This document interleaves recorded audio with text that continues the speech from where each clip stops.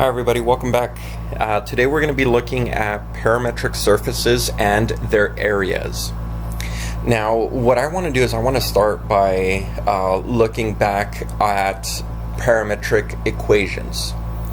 When we were looking at parametric equations back in chapter 13, parametric equations or parametric curves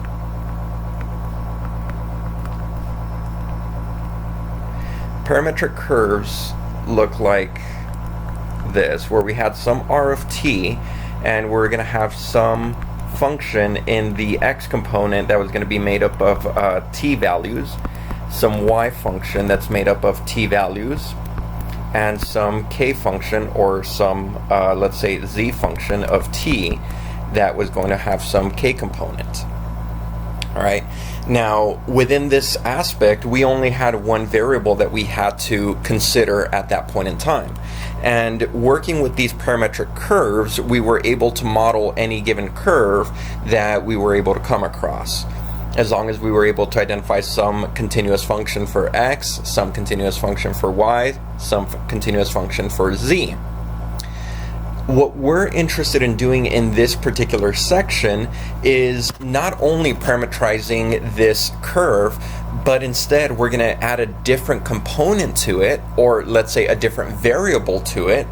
That way we're not only identifying a curve, instead we're actually going to be identifying a surface.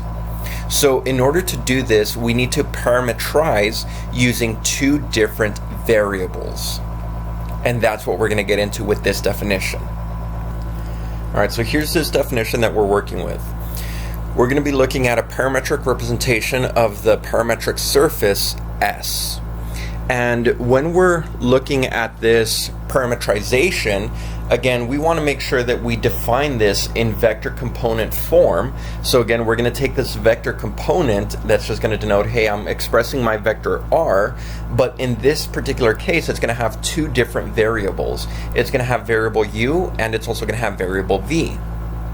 Now, since this is going to be the case, what we're going to do is we're going to have to identify two different variables that we want to work with in order to be able to parametrize a surface. That means that we typically have to use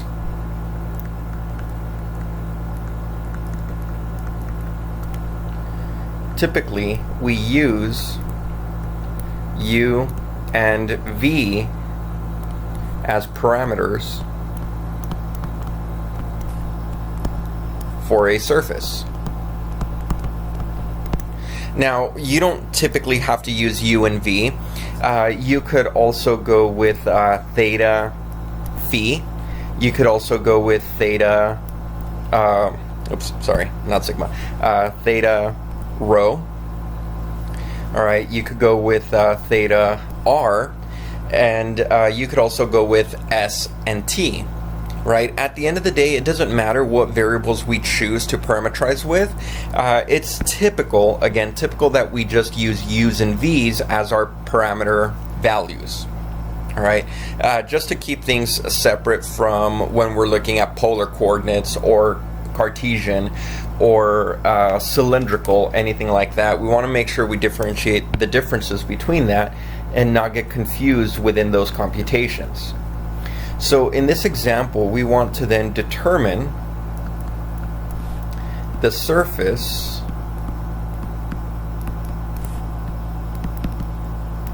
given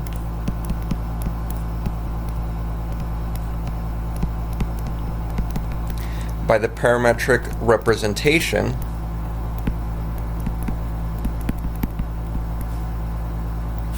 that's going to be given by r of uv, which is u in the I component plus u times cosine of v in the j component plus u times sine of v in the k component.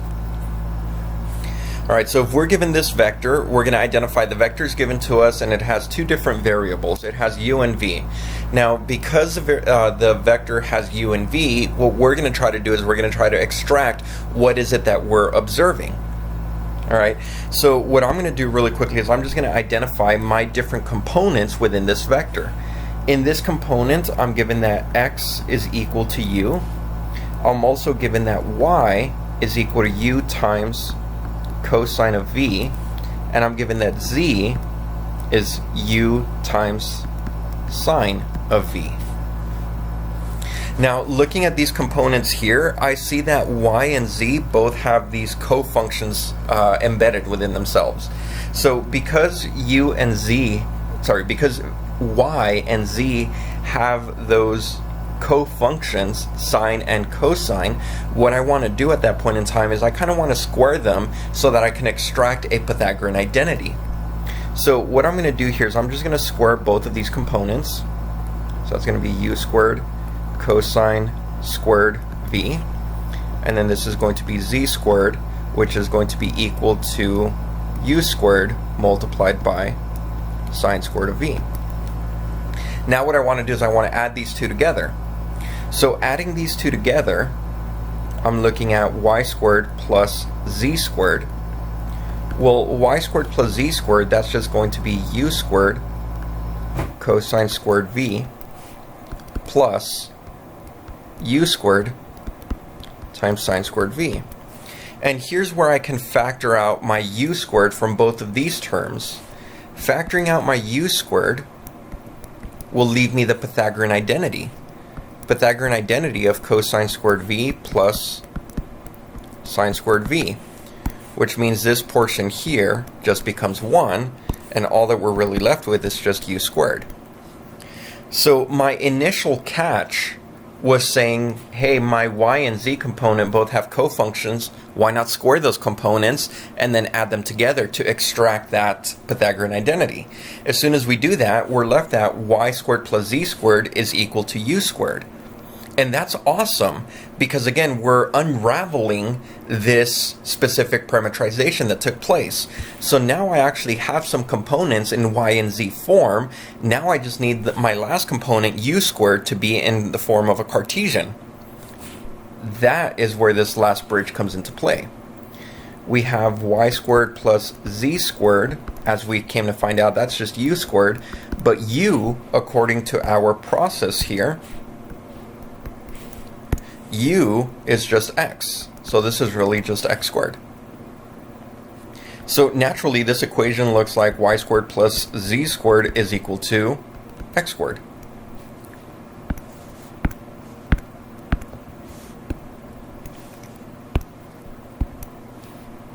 Is equal to x squared. There we are. Now all we have to do is just identify what is this specific surface. Well, this is a cone, correct?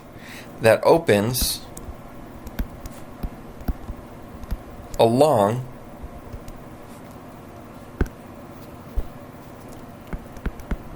the x-axis. And that's it. So if I were to try to figure out what this specific surface is, I need to go through the whole decomposition, eliminate the parameters that were given, and extract everything, all the equations in terms of x, y's, and z's. As soon as we're able to extract all of these equations in terms of x, y, and z, then we can go ahead and we can finally say, hey, this is the surface that we're looking at. All right, so now that we're able to see this a little bit more, let's go ahead and let's work with these different examples. So for these examples, I want to give parametric representations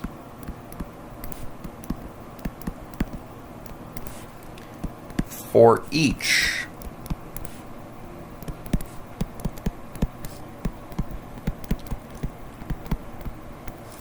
of the following surfaces.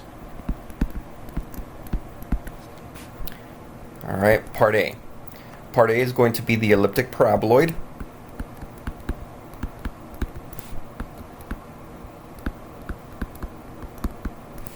which is given by x is equal to 5y squared plus 2z squared minus 10. Alright, so here, again, we're looking at this elliptic paraboloid, and what we have to do at this point in time is we have to figure out what is that parametric representation that we want to display this with. Alright, so we then need to come up with some u and v process in order for us to be able to extract this. Now, the nice part here is that parametrizations are not unique. And that's one of the things that we kind of saw back in chapter 13 when we first started with parametrizations. Parametrizations are never unique.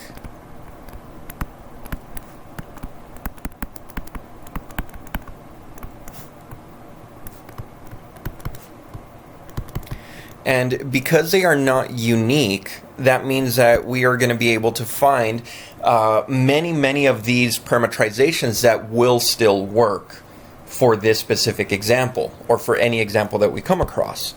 Now, what I want to do here is, again, I only need two variables. Alright, so notice, if I say, hey, I want to express my function x in terms of two variables, well, I kind of already have it done. It's kind of already in y and z form.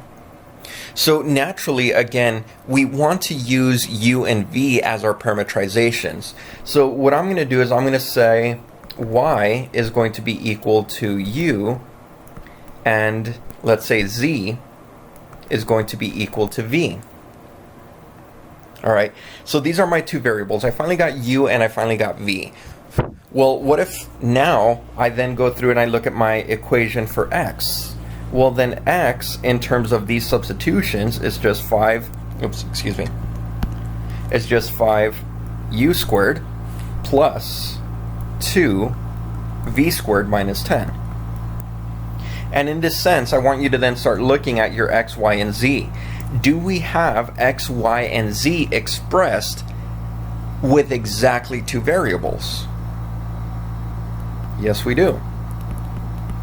Which means my parametrization for this specific surface is going to be, in the x component, I want to have 5u squared plus 2v squared minus 10.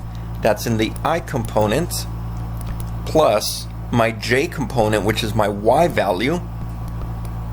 Alright, that was my y value. Y was equal to u. My z value, which is just v, in the k component.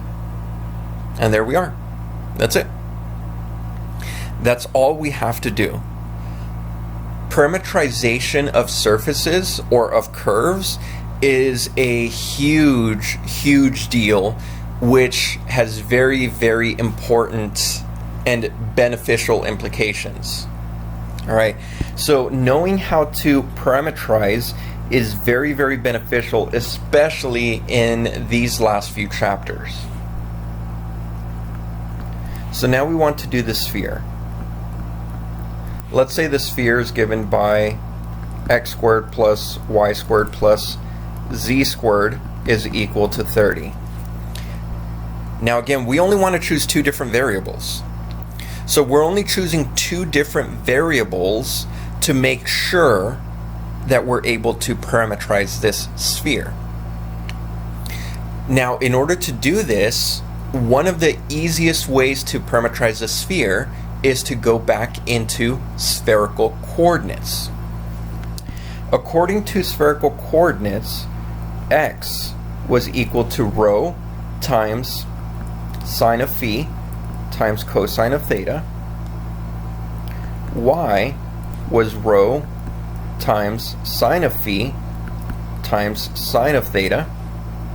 And z was equal to rho times cosine of phi. Now you're right within this portion here. You're going to say, hey, Mr. Castro, you said we needed two variables, but look at x, y, and z. X, y both have three variables each. We have rho, we have phi, and we have theta. Z is the only one that only has two variables, but we can quickly work through all of that. Because our surface is constant, right? We're talking about a certain radius that's already given to us.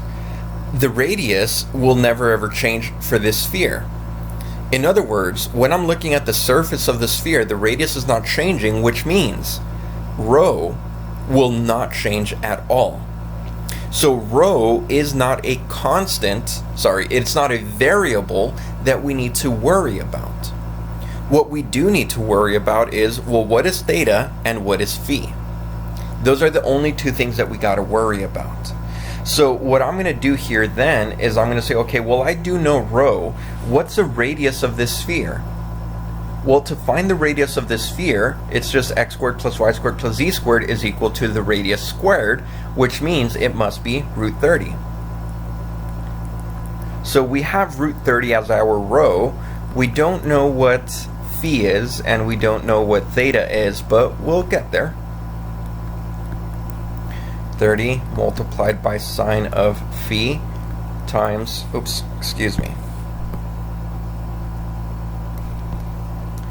that was cosine theta, this was sine theta, and then this one here is going to be root 30 multiplied by cosine of phi. Now all we got to worry about is parametrizing, or let's say constraining our variables. In order to produce this sphere, what I'm going to do is I'm going to take phi, and remember, phi is that angle that was made with the positive z-axis. I want the whole angle for phi to take place. In other words, I want phi to be bounded between 0 and pi. This will make sure that we get the angle measurements or the surface measurements from the positive z-axis down to the negative z-axis for that specific radius. We want theta to sweep around what it normally does in order to capture that whole sphere. So it's going to go from 0 to 2 pi. In that sense, we now have our parametric equations. Notice these parametric equations, we did not use u and we did not use v. Instead, we're choosing to use phis and thetas. So depending on how you work with it, again, in this particular case, it doesn't matter which one comes first. It could be theta and then it could be phi, or it could be phi then theta. But the x-coordinate is root 30 multiplied by sine of phi multiplied by cosine of theta. That's in the I-coordinate. Its j-coordinate, or its y-component, is sine phi sine theta. That's in the j-component. And finally, the k-component is just going to be square root of 30 multiplied by cosine of phi. And again, this was in its k-component. And this parametrization only works if phi is bounded between 0 and pi, and theta is bounded between 0 and 2 pi. So again, we're extracting these surfaces, and we want to make sure that we can identify these surfaces in this specific way. Awesome. So let's look at a few more, just again so that we can start extracting or start feeling a little bit more comfortable with these specific parametrizations. So now I'm going to want to parametrize the cylinder.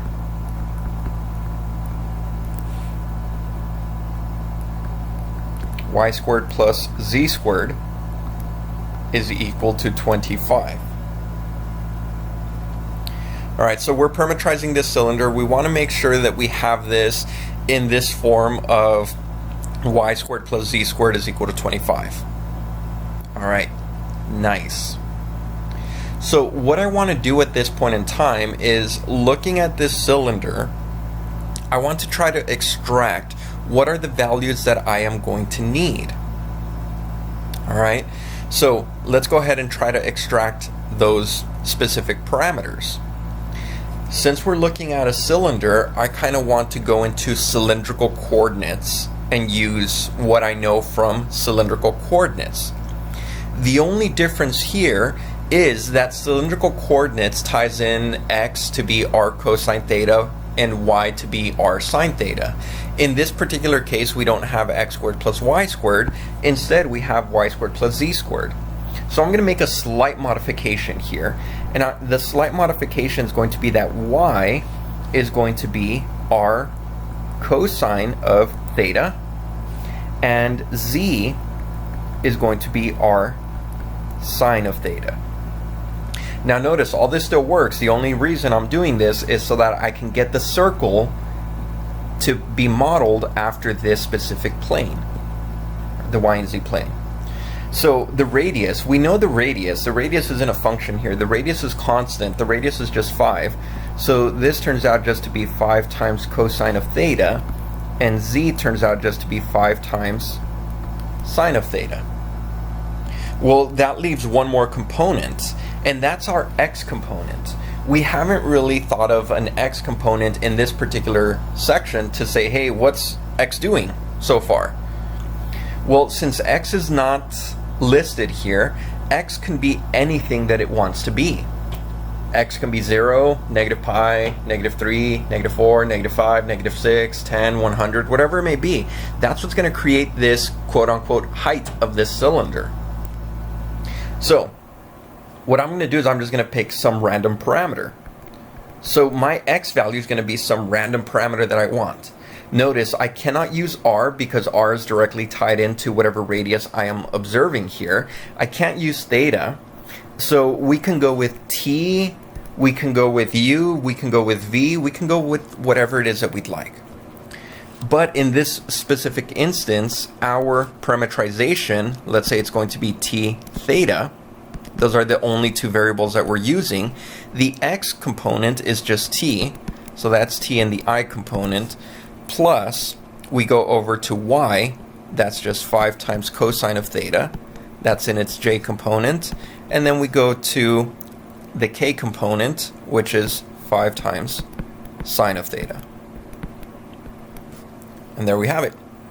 There is our parametrization. Now this parametrization, let's be a little bit more concise, has some theta values. What are the theta values bounded between? Well, if it's going to make a whole cylinder, in other words, a circle, we're going to go from 0 to 2 pi. And again, I clarify, that's a circle in 2 dimensions, in r space too. Now, what is this whole process? Why do we care about this so much? Right? Excuse me. So why do we care about this so much? Well, the reason why we care about this so much is because if we've chosen, or if we've, let's say we have parametrized a surface and we give a vector equation for that surface, I want you to think back to chapter 12. Back to chapter 12, or maybe even chapter 13 when we talked about partial derivatives. But think back to chapter 12. What are 2 items that we need in order to write the equation of a plane? Well, 2 things that we need to write the equation of a plane. Number 1, we need a point on the plane. Okay, that's fine. We can find a point on the plane.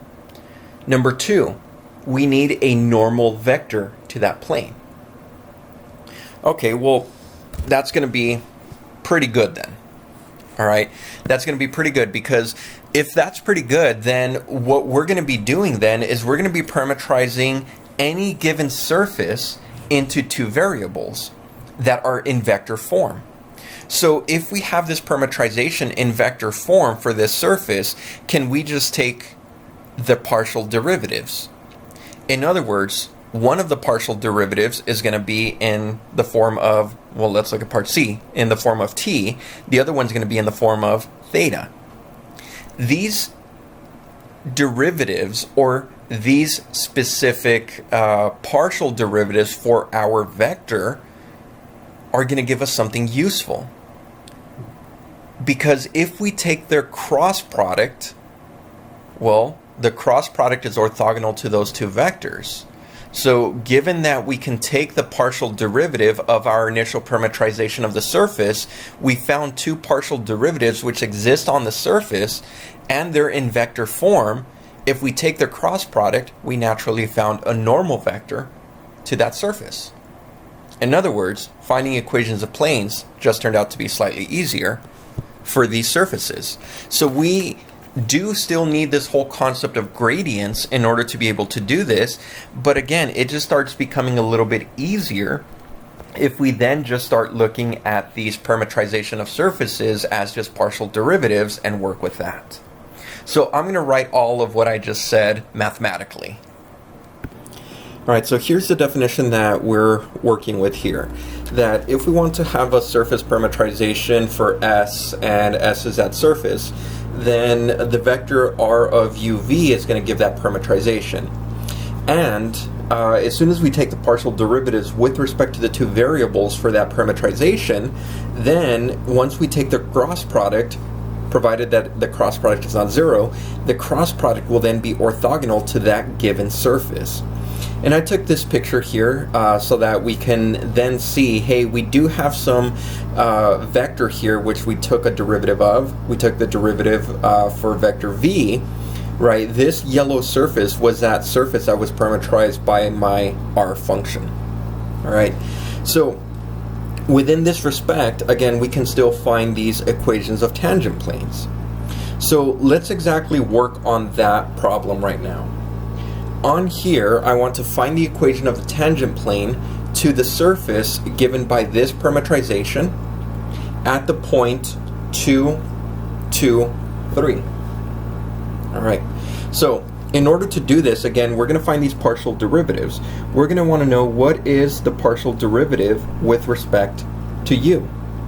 Alright, so let's go through and let's find that really quickly. Oops, excuse me. Here we go. Alright, so r of u. So this is going to just be 1, so that's just the I component, plus derivative with respect to u, this goes away, derivative with respect to u, that's just going to be 2u, and that's in the k component. Alright, let's look at r of v. r of v in this particular case, and again, we want to take the partial derivative with respect to v, so the first component goes to 0, the second component now gets me 4v in the j component, and the next component is just going to get me plus the k component. There we are. Alright, so let's start looking at the cross product then. So let's look at r of u cross r of v.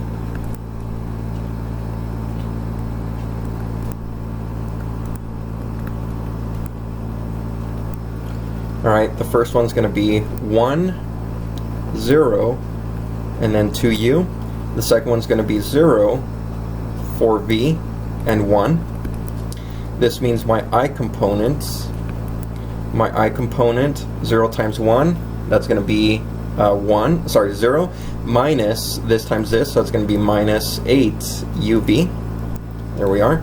And that's in the I component, and then minus the j component. The j component, that's going to just be 1, as such, plus the k component. The k component, that's just going to be 0. K component, oh, my apologies, 4v. There we are. So what we're looking at here is we found this normal vector. This normal vector is in terms of u and v. So what we then need to do is we need to figure out, well, what is u and what is v in order for this to be satisfied? Alright, so in order for this to be satisfied, I'm going to go through that process now.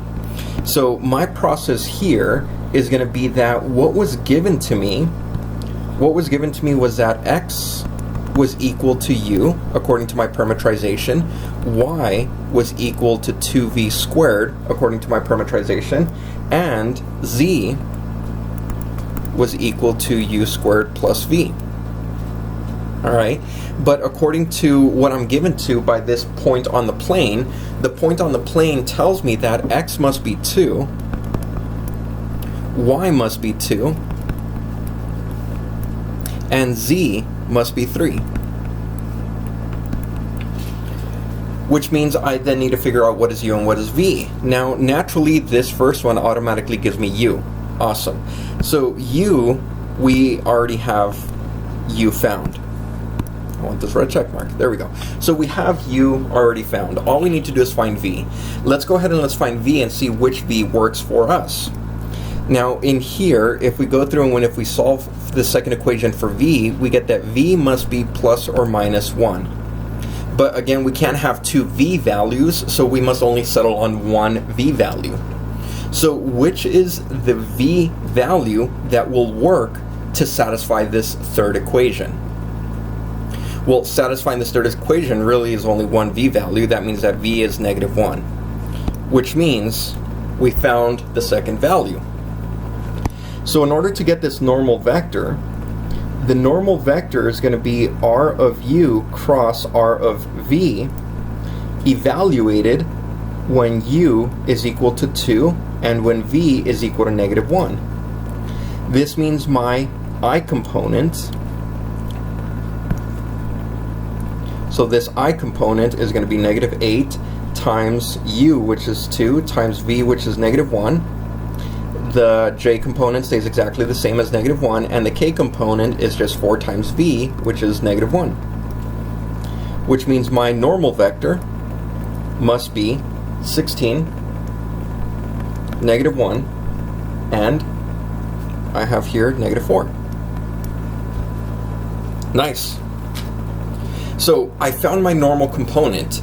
And I have my point on the plane. And those are really the whole two things that we need. Point on the plane and the normal vector.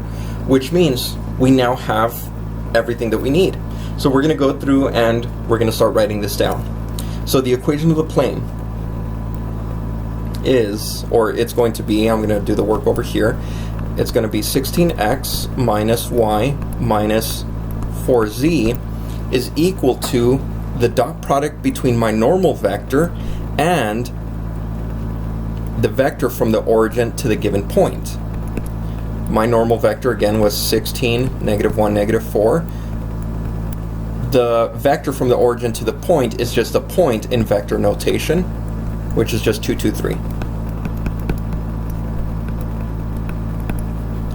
All we need to do is take a dot product and we are good to go. So let's take this dot product. That's now going to be 16 times 2, and then -1 times 2, and then -4 times 3. Once we find all those products, we add them together, and we should get a value of, wow, what is going on?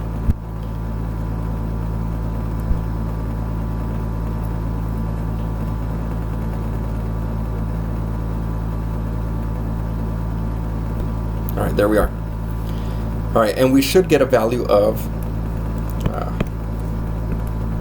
whoa. All right, my hands are off the screen. There we go. We should get a value of 18. Oh my gosh, I was like pulling teeth here.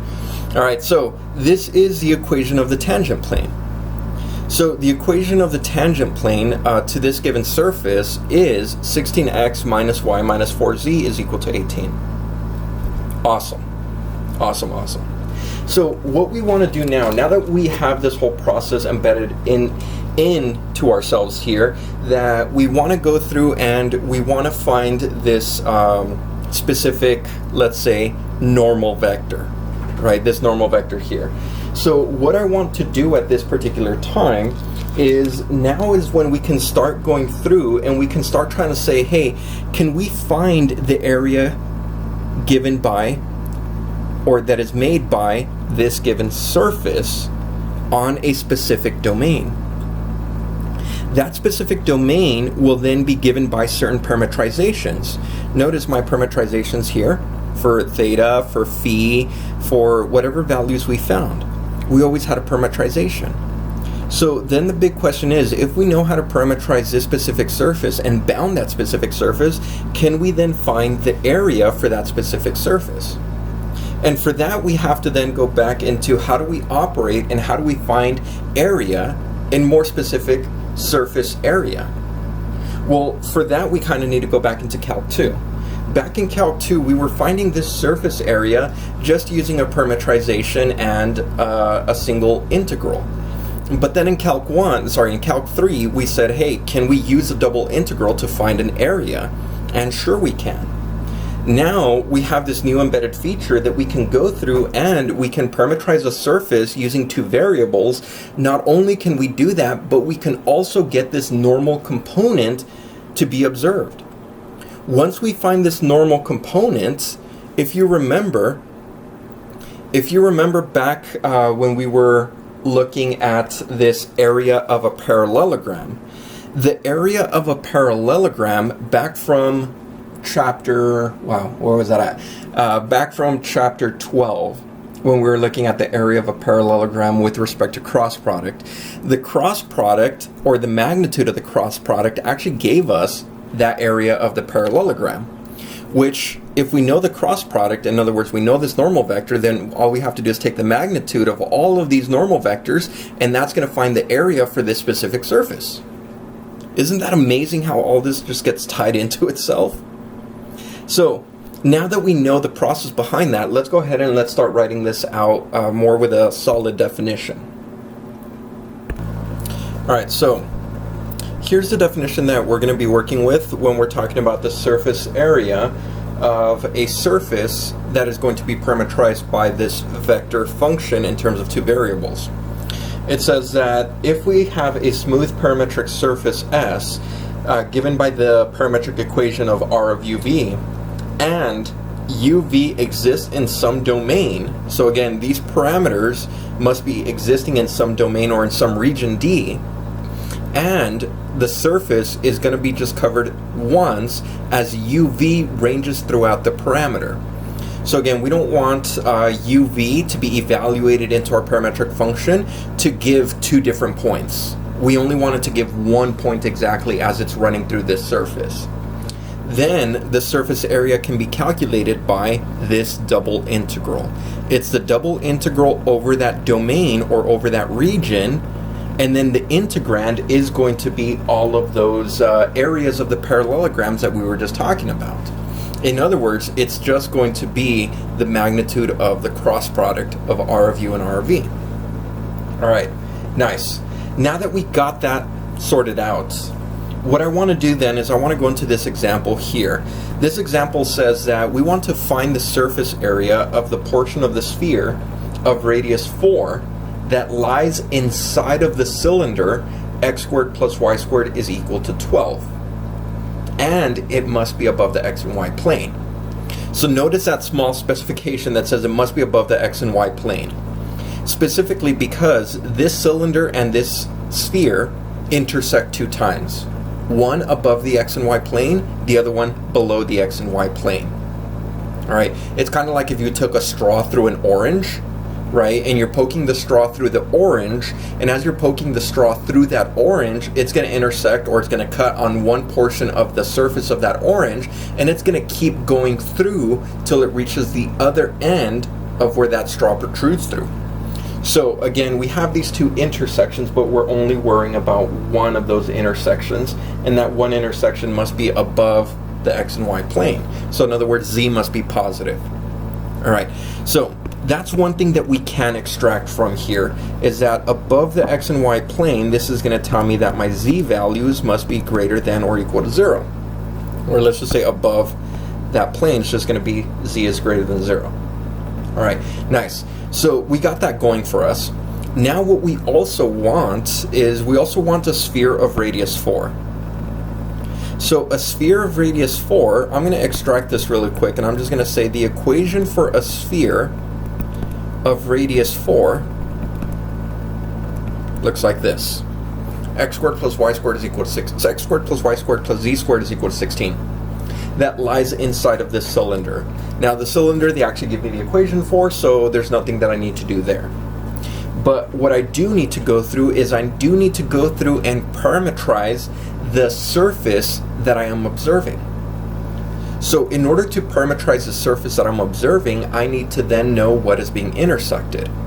So I'm going to give you a really quick depiction of what is being intersected here. Alright, we have a sphere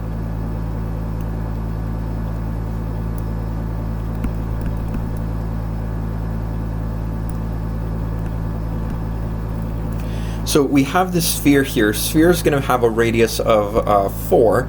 So I'm going to have a radius of 4 here. So that's a radius of 4. And then I have this cylinder here. All right. Now, when I'm looking at my cylinder, I'm going to have a cylinder of radius 2 root 3. So that cylinder, let's see if I can outline this in orange here. All right, that cylinder is going to intersect it right here. And it's going to go through all the way to the bottom where we see another intersection down here. Now the area that we want is this area right up top.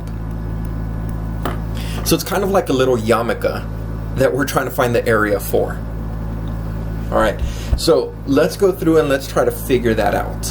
How are we going to parametrize that area? And that's what I want to do. So parametrize this portion of this surface. Now notice the parametrization is exactly on the actual sphere. The cylinder is only doing the cutting. So the surface is lying on the sphere. So what I want to do is I want to parametrize using a sphere because that's where my surface is on. So parametrizing using a sphere, I'm going to parametrize using those spherical coordinates. Now be very, very careful. We're parametrizing using the spherical coordinates because it's easier for us to understand those two variables. We are not going to be integrating over the domain for these spherical coordinates. Very important distinction there. All right, so here we go. Let's find that parametrization. So I'm going to say R of, and in here, since I'm going to parametrize using spherical coordinates, we can go with phi and theta. All right, just to make things a little bit more easier. All right, my x-coordinate, I'm going to find my x-coordinate. Well, my x-coordinate is going to have, again, rho times sine of phi times cosine of theta. Notice my radius doesn't change because I have a sphere of 4. So a sphere of radius 4. So all I'm going to do here is I'm going to insert 4 times sine of phi times cosine of theta. That's in my I-coordinate, plus 4 times sine of phi times sine of theta. That's in the j-coordinate, plus 4 times cosine of phi, and that's in its k-coordinate. Alright, so again, I'm making sure I fit this parametrization, but we have to be very careful here. Now that we got the parametrization, if I don't give any parameter values for my theta or for my theta or for my phi, then that means it's going to generate the whole sphere. I want to be careful with that because I don't want to generate the sphere. I only want to generate this area here. So what I'm going to do here is I'm going to put some restrictions. Theta, notice this area still fits a circular area, which means theta is still moving around from 0 to 2 pi. And now I want to find out what my phi is going to do. And remember, phi is the angle from the positive z-axis, so from the positive z-axis down to this part. So I need to find that angle phi right in here. In order to do that, I need to find out where these two surfaces intersect. So let's go through and let's find out where those two surfaces intersect. Alright, so on here I'm just going to say find the intersection of the sphere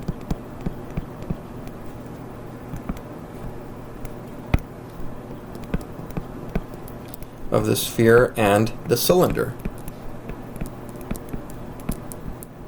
Alright, so to find that intersection, what we're going to do is we're going to set them equal to one another, or we can just make a straight substitution. So in here I would prefer to do a substitution. We have the sphere that gives us x squared plus y squared plus z squared is equal to 16, but then we also have the cylinder. The cylinder gives us that x squared plus y squared must be 12. So this naturally gives us that 12 plus z squared must be equal to 16, which then tells me that z squared must be equal to 4, which then gives me that z must be equal to positive or negative 2. But remember, the restriction that z must be greater than 0 automatically omits the fact that z can be negative, and it winds up with z being equal to 2.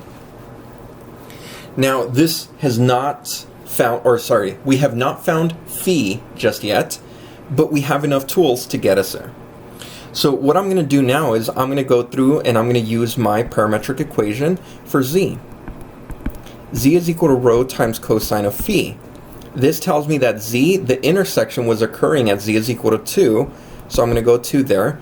The radius, what was that radius that we're working with? Well, that radius was 4 times cosine of phi. This means that cosine of phi must be equal to 1/2, which angle measurement gets you a cosine ratio for that angle of 1/2.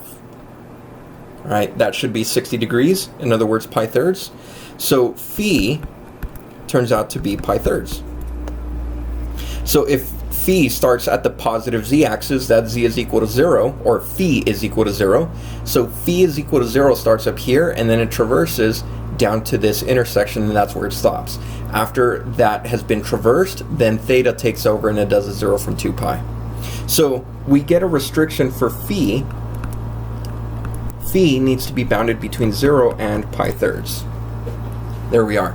So now that we have all of these specific bounds for our parameters, now is where we can go through and we can start finding this partial derivative for phi and theta.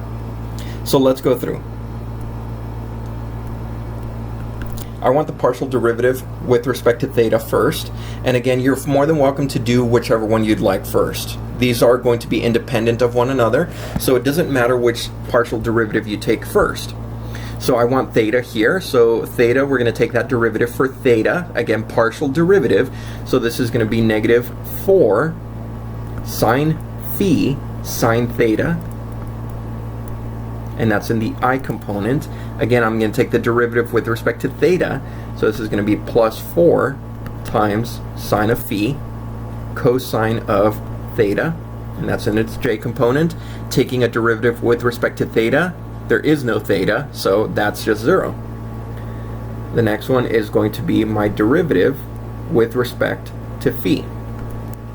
Derivative with respect to phi, for my first component, it's just 4 times cosine of phi times cosine of theta, that's in its I component, plus 4 times cosine of phi times sine of theta, that's in its j component, and then minus 4 times sine of phi in the k component.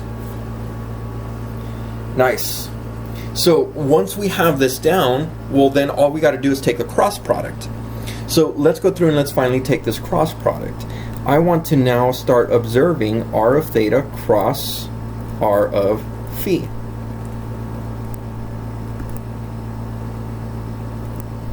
And I'm going to have an I component. My first I component is negative 4 sine phi sine theta. Second I component is 4 cosine phi cosine theta. J component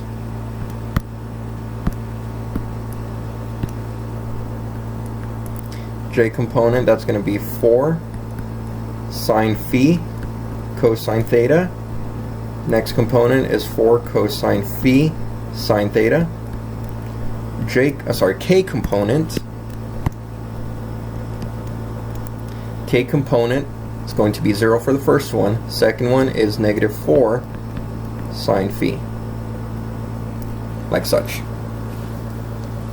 And all we go through now is taking this cross product. So let's go through and take this cross product.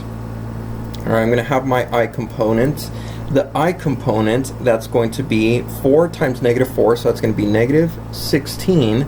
That's going to be sine squared phi times cosine theta, minus, and that's going to be this times this, which is just 0, so that goes away, and then minus the j component. So the j component, that's going to be negative, or sorry, positive,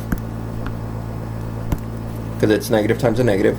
So positive 16, and this is sine squared phi sine theta. Alright, and again, j component, that was this times this, minus this times this, which is 0, so that's going to go away, plus the k component. The k component, this times this, that's going to be negative 16. And let's see what I have here. I have sine phi, I have cosine phi, so sine phi, cosine phi, and then I have sine squared theta, minus, and again that's going to be minus this minor diagonal, so that's going to be 16 sine phi cosine phi times cosine squared theta. There we are. So here's our cross product. Wow, it looks really, really intense, but bear with me, bear with me. All right, now I'm going to leave the first two components. The first two components, there's nothing we can do with the first two components, so I'm going to leave those as is. What I'm going to do is I'm going to work on the last component. That's the one that I'm really worried about there. So let's go, let's keep cleaning this up here. So this is going to be negative 16 sine squared phi cosine theta, and that's in the I component, and then minus 16 sine squared phi sine theta, and that's in the j component. Now what I want to do here on the very, very last component, I want to start identifying that I have negative 16 sine theta cosine theta, negative 16 sine theta cosine theta for both of the terms. So what can I do? I can factor. So that's what I'm going to do. I'm going to factor negative 16 sine phi cosine phi. And notice, if we factor out this term, we're only left with sine squared theta plus, because we factored this out, this negative, sine squared theta plus cosine squared theta. That's your Pythagorean identity, which is just equal to 1. So this multiplies by 1, which means that's it. So I'm going to write on here that we factored this piece out.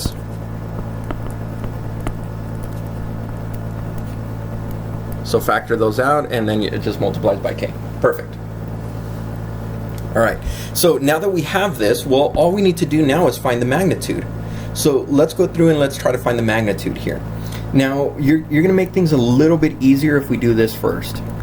Negative 16 multiplied by sine squared phi cosine theta I component plus sine squared phi sine theta in the j plus 16, oops, sorry, no 16, I factored out the 16. Plus, we factor out negative 16, this is just sine phi times cosine phi. And that's in its k component. So all we need to take is magnitude now.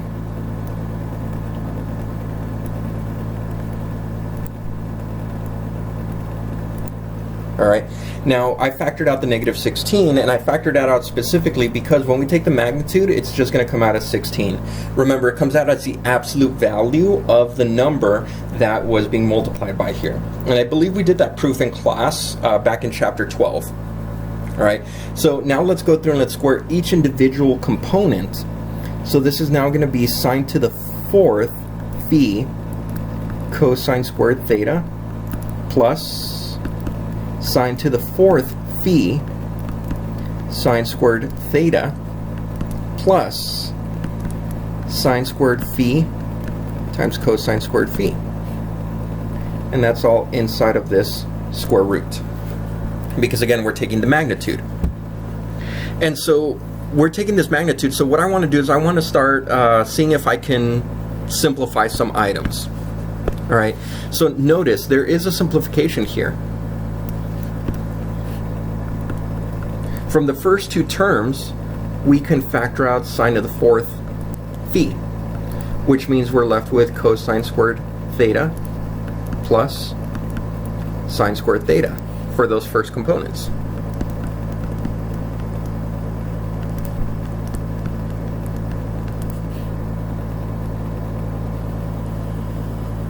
All right, now those first two components now give me that Pythagorean identity, which just becomes 1. So this is just 16 times the square root of sine to the fourth phi plus sine squared phi times cosine squared phi.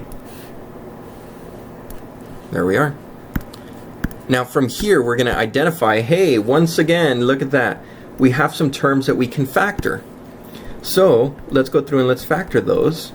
If we factor out a sine squared phi, then what we're left with is sine squared phi plus cosine squared phi. Once again, that's a Pythagorean identity, which naturally produces then 16 multiplied by the square root of sine squared phi. When we evaluate this, this becomes 16 times the absolute value of sine of phi. And we have to make sure that the absolute value of sine of phi will always be positive before we drop the absolute values. So remember, phi was bounded between 0 and pi thirds, I believe. We can double check that really quick. Yep, the bounding up here, phi was bounded between 0 and pi thirds.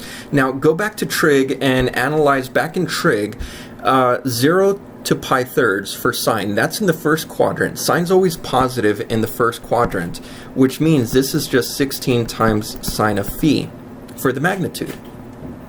Now that's awesome. And again, we were able to drop that absolute value. Now that's awesome because now we just found the magnitude of the cross product, which means now we can go back and set up our integral for this surface area. So the area of the surface that we're investigating is just going to be the double integral over that region that we're focusing on. And this is going to be for the cross product that we're looking at. R of phi, there we go, and this is with respect to dA. So the magnitude that we found right now for that cross product is just 16 sine of phi, and then dA, well, what was that dA? Now what we're going to do is we're going to come back over here and we're going to identify our parametrization. Because we're working with the parametrization in terms of theta and phi, this could have easily been substituted to be our u and our v components. And in that sense, if it was the u and v components, all we're doing is we're analyzing this specific region in some u and v component form. In other words, we're looking at it on the uv plane. So when we're doing this, and we're doing this down here, when we're trying to set up this double integral, what we're going to do is we're then going to modify this double integral to then just say, well, the surface area is bounded by these two parameters. We're going to call one of these parameters phi and the other parameter theta. Phi was bounded between 0 and pi thirds. Theta was bounded between 0 and 2 pi. Now remember at the beginning of the problem I said we are using spherical coordinates to parametrize, but we are not integrating over spherical coordinates. And that's what this process here says, that we chose our parameter values, but we're not doing a triple integral over that specific coordinate system. So we don't need that Jacobian to account for that change of base, because again, we're not changing a base, we're just doing this for a parametrization. So I want you to take some time and I want you to find this integral. Alright, so I want you to keep going. This should be a pretty straightforward integral for you to evaluate. Alright, so put pause on the video, once you put pause on the video, we'll come back to it and I'll give you that answer. So take some time, evaluate that double integral.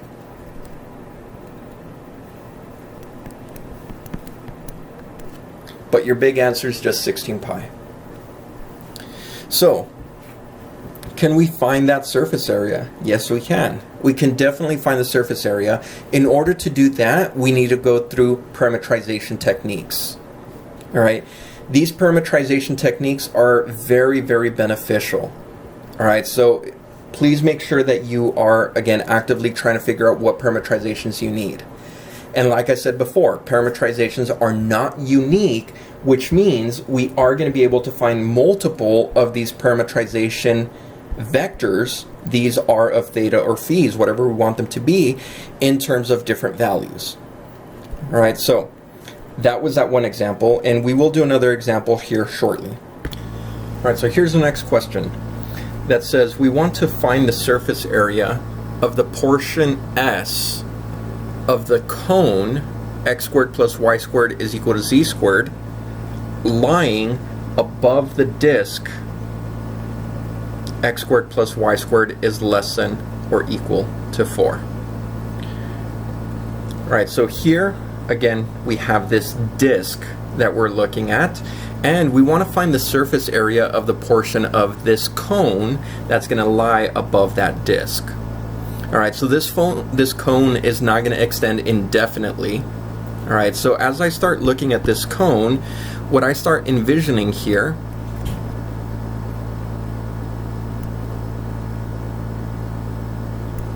let me actually give you a better representation here.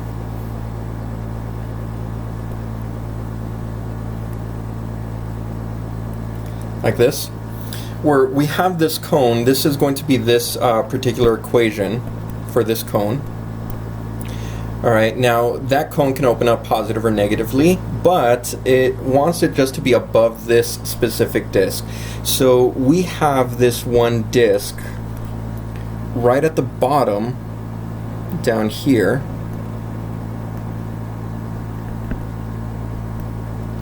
and that disk is then going to just generate this specific surface area for this cone. And we can keep going all the way across.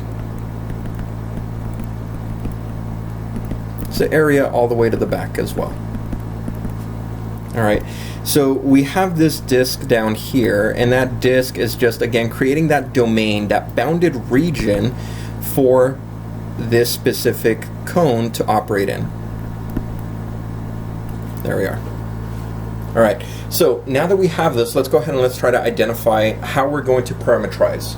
So the parametrization that we're looking for is right in here, alright, not the disk. So we want to parametrize this surface, which is the cone. Alright, so that's what I want to work with. Now, parametrizing the cone, let's see what we can do here.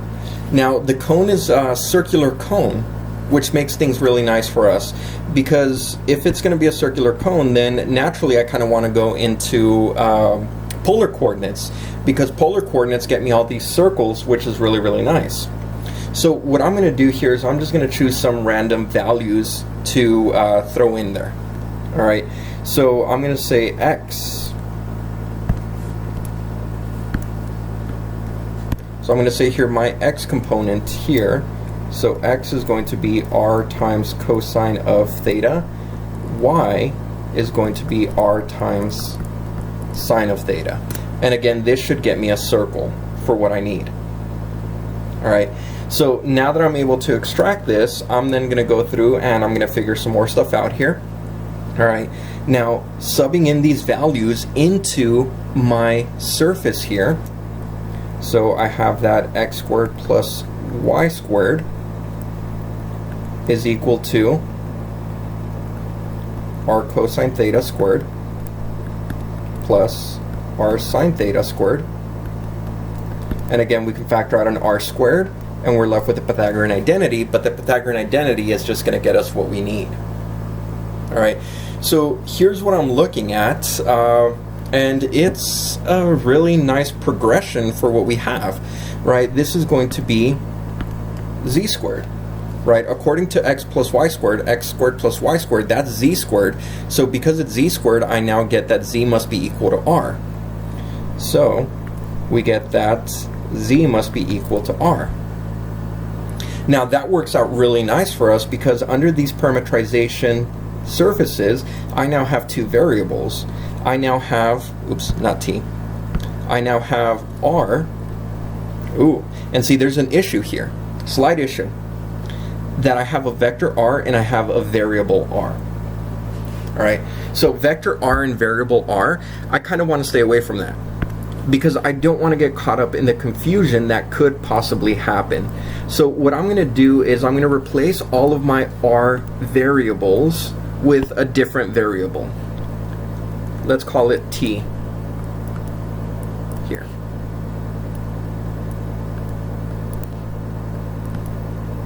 There we go. And that'll be t squared. So z is equal to t. Now I have t and theta. There we are. Now again, that alleviates a little things a little better because again, when I'm doing my calculations, I want to make sure that I don't get confused with what's my vector and what's my variable. If so, that's going to be a really bad time for us. So we got our parametrization. Now my x-coordinate, so my x-coordinate here is just going to be t times cosine of theta. That's in my I component. J component is t sine theta. And my z component, or my k component, is just going to be t. There we are. Now again, I don't want to parametrize the whole surface. I want to parametrize it using the bounds that I'm given. So let's now look at those bounds. Theta, well, I'm getting the whole circle. I'm getting this whole circle. This whole circle is made by theta going between 0 and 2 pi.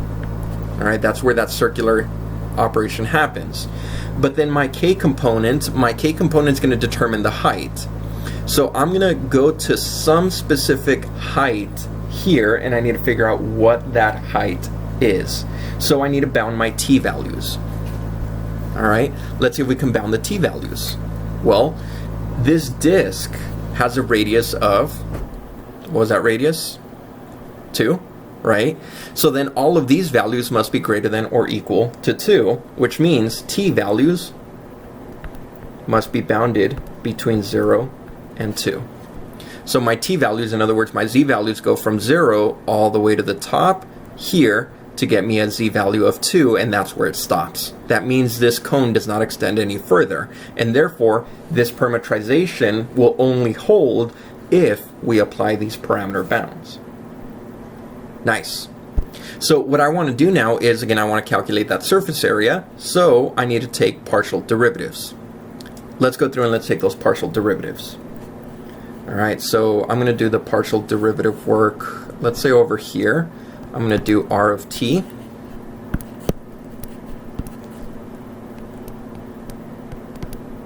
Alright, so partial derivative with respect to t, so this is just going to be cosine of theta in the I component plus sine of theta in the j component plus the k component, because again I took all these partials with respect to t.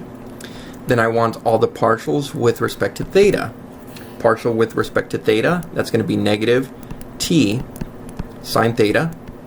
Partial with respect to theta, it's going to be t cosine theta. And then partial with respect to theta, well, that's just going to be 0, so that goes away. I need the cross product now. So this is going to be r of t cross r of theta.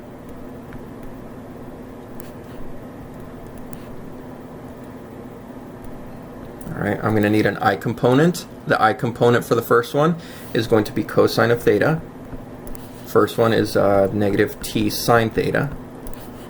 Second component, that's my j component, that's going to be sine of theta and t cosine of theta. And then my k component is the last one, which is just going to be 1 and 0. There we are. So let's go through and let's calculate this. the I component, that's going to be, let's see, this is 0, so that's going to be minus t cosine of theta, minus the j component that's 0, so that's going to be minus and minus, that's going to be a plus, so that's t sine theta. Nice. And then plus my k component. This k component is going to be t cosine squared theta plus t sine squared theta. So now again, I just want to clean this up. So let's make sure we clean this up a little bit more. So this is going to be negative t multiplied by cosine of theta, that's in the I component, negative t sine theta in the j component, and then finally the k component. Watch the k component. If we factor out a t, then we naturally just get the Pythagorean identity in here. So that Pythagorean identity is really nice now, right? That was that sine theta cosine theta, so we just factor out the t, and actually I highlighted the wrong ones. I need to highlight the t's because that's what we need to factor out. So we factor the t components out, and therefore we get the Pythagorean identity, which just makes it t. Awesome. So what I want to do now is I now want to find the magnitude. So let's go through and let's find the magnitude for this cross product. All right, so finding the magnitude here, I'm going to go through, and this is just going to be t squared times cosine squared theta plus t squared times sine squared theta plus t squared. As such. Notice from the first two components, we can factor out a t squared. If we factor out a t squared, then we're left with the Pythagorean identity. Once again, man, the Pythagorean identity is our best friend in these sections. All right, which means we're only left with 2 times t squared at the end of the day.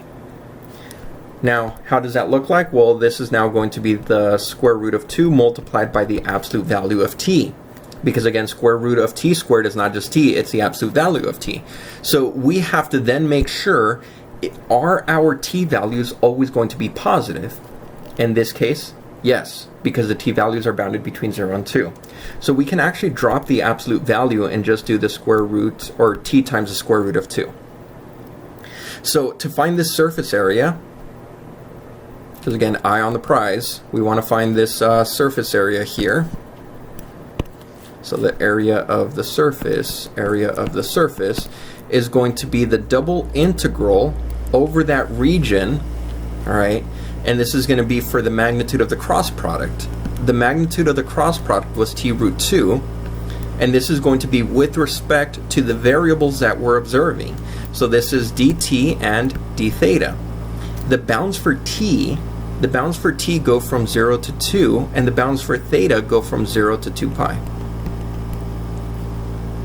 And this is the hardest part of setting this up. Once we got the values that we need to, in order to set this up, all we need to do is solve. So from here, you can keep going. All right, I want you to get that answer. The answer is really nice. Again, please take time, do the answer, put pause on the video, make sure you get the values that you're looking for. All right, once we get those values, then we're going to go ahead and we're going to say that this answer is 4 times root 2 times pi. And there you have it. This is what we know as surface integral. Sorry, not surface integral. This is what we know as finding the surface area given the parametrization of different surfaces. Awesome. So in the next section, we're actually going to be going into what are known as surface integrals. All right, and they're just going to be an extension of what we learned here today. All right, so I hope you all enjoyed this, and I will see you all next time for surface integrals.